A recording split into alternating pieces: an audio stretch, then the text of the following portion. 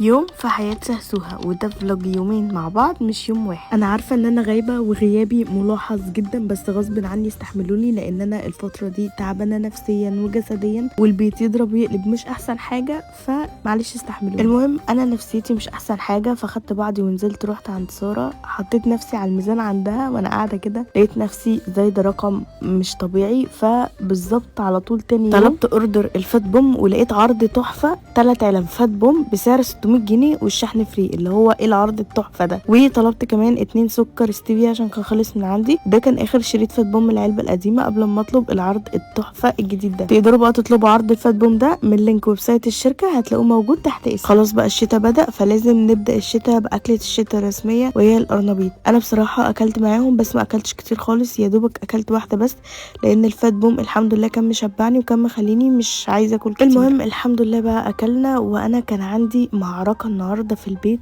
مش طبيعيه. بس قبل ما اقوم اشوف المعركه دي كان لازم اقوم اطمن على كيتي اليومين دول تعبانه جدا وهمدانه، انا مش عارفه ايه المشكله، تقريبا عشان دخلت الشتاء. بص بقى المعركه اللي كانت عندي اللي انا بكرهها هو تطليع لبس الصيفي والشتوي، بس الحمد لله يعني قمت عليها بسلام وطبقت الهدوم اللي انا بكرهها، وسريعا كده قمت روقت الاوضه وخلصت كل اللي ورايا في الاوضه. كيتي بقى كانت صحيت فقعدت العب معاها شويه، وزي ما قلت لكم كيتي همدانه فانا كنت بحاول انكش فيها علشان تفوق شويه وسبتها وقمت بقى اروق الصاله.